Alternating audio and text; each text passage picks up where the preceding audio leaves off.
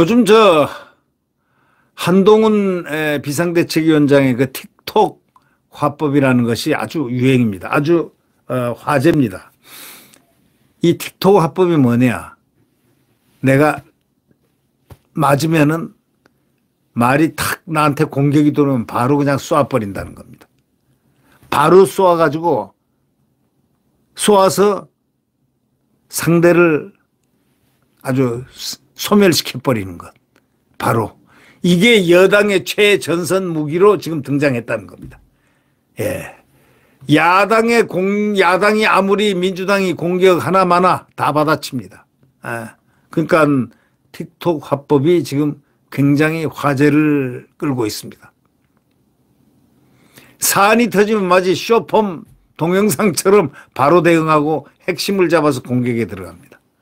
예를 들어 지난 3일 민주당 이재명 대표가 국민의힘에 입당한 김영주 국회 부의장을 향해서 윤리 항목에서 0점 받았다 이렇게 말하니까 대뜸 김 부의장이 0점이면 이재명 대표는 마이너스 200점이다. 이게 대표적입니다. 바로 마이너스 200점짜리가 0점인 김 부의장을 윤리 점수를 0점을 줬다는 겁니다. 자기는 마이너스 200점이면서. 그 뻔뻔스럽게 거짓말하는 그 모양, 그 모습 한번 보세요. 그게 윤리가 마이너스 200점 맞지 않습니까? 한 위원장은 매일 출근길에 그 기자들하고 20, 30분 이렇게 질의응답을 갔는데 적극적으로 공격과 방어를 하는 사람입니다. 현안에 말을 아끼던 박근혜 전 대통령 등 보수정당 대표들과는 아주 다른 모습입니다. 국민의힘 관계자는요 이렇게 얘기합니다. 한 위원장이 사실상 대야 공세 최전선에 서가지고 맞받아치고 있다는 겁니다. 바로 반박하고 바로 온라인으로 퍼져나가기 때문에 대중적으로 상당한 효과가 있다 이런 얘기합니다. 사실 그런 것 같습니다. 어저께 출근길에 이 더불어민주당 출신 김영주 국회 부의장 영입이 이합집산이라는 비판에 대해서 딱 이렇게 얘기했습니다.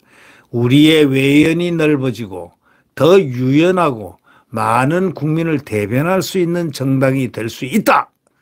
한마디로 싹 깎아버렸습니다.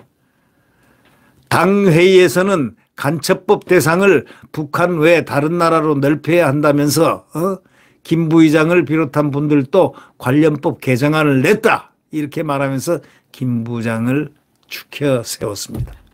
간첩법 대상을 북한 외 다른 나라도 넓혀가야 된다. 이 간첩이란 건 북한만 올 수가 있는 게 아니고 다른 나라도 우리나라에 간첩이 올 수 있다 이거예요. 그렇지 않습니까? 중국 사람들 간첩들이 얼마나 많다고 그런 이야기 그걸 간첩화하자 이거야. 정보화나 하지 말고 간첩으로 돌리자 이거예요.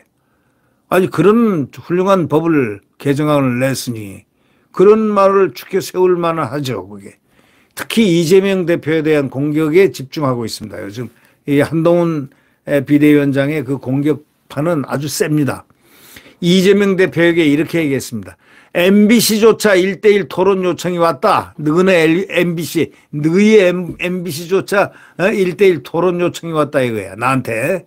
그런데 토론 붙자고 해놓고 민주당의 공천 파동에는 이름을 제명당으로 바꿔라. 또 이런 얘기도 했습니다. 또 이 대표를 배우 차은우 씨보다 잘생겼다고 한 민주당 안기령 부대변인에 대해서는 비살이 좋은 아부꾼만 살아남은 정글이 된 것이 민주당이다. 비 좋은 아부꾼만 살아남은 정글이 된 것이 민주당이다. 아주 말을 아주 즉각 이렇게 바로 떼내기 때문에 이거는 이재명이가 당해낼 재간이 없죠. 대표적으로 이제 한동훈 비대위원장이 주요한 발언을 한 게 있습니다. 민주당 이재명 대표를 향해서 1대1 방송 토론 응하라. MBC조차 요청이 왔다. 너희 MBC조차 요청이 왔다. 이런 뜻이죠. 민노총 방송 MBC조차 요청이 왔다. 이런 뜻입니다. 또 이런 얘기를 했습니다. 민주당을 제명당으로 이름 바꿔라. 조국신당 같다. 제명당, 조국신당 뭐 비슷하게 이름을 아예 바꿔버리라 이거다. 임종석 전 청와대 비서실장의 민주당 잔류와 관련해서는 이재명 대표가 유지 어려우니 그때를 노리겠다는 생각이다. 아주 깊은 못을 꼽아냈습니다. 이재명이가 이제 대표직 곧 그만두거든요. 유지하기 어려우니 왜 그만두느냐. 아니 사법부가 가만 놔두겠습니까? 지금 범죄 혐의가 10개나 되는데 그냥 놔두겠습니까? 심판하겠죠.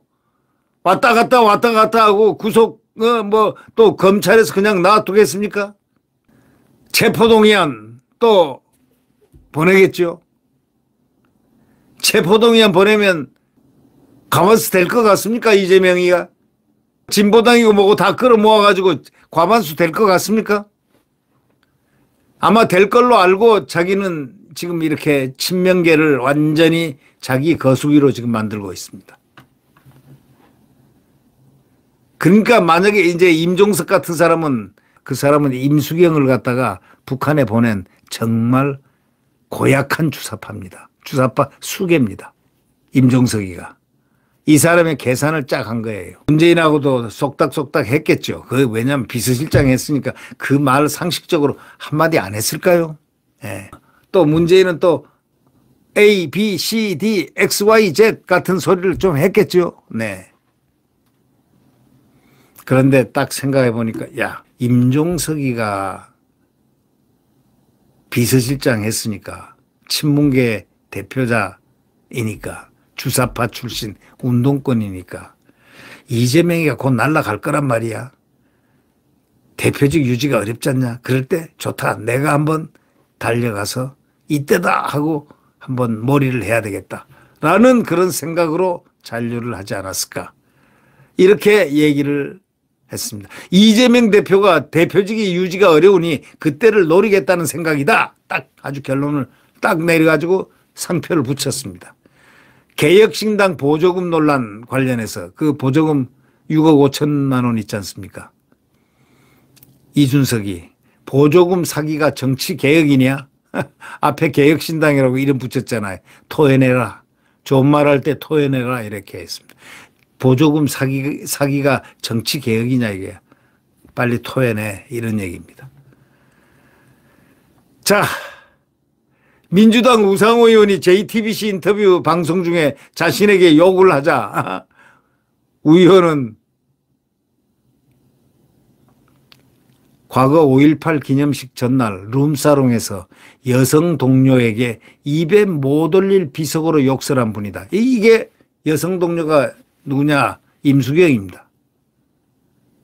아주 그래가지고 망가가 됐습니다. 우상호 의원이 아주 쌍욕을 한 것이 막 그냥 온라인에 계속 나왔습니다. 그냥. 온라인에 계속 나오니까 완전히 순간 무너졌죠. 네. 국민의힘 공천을 비판한 민주당 김민석에 대해서도 철새처럼 당을 옮긴 분이다.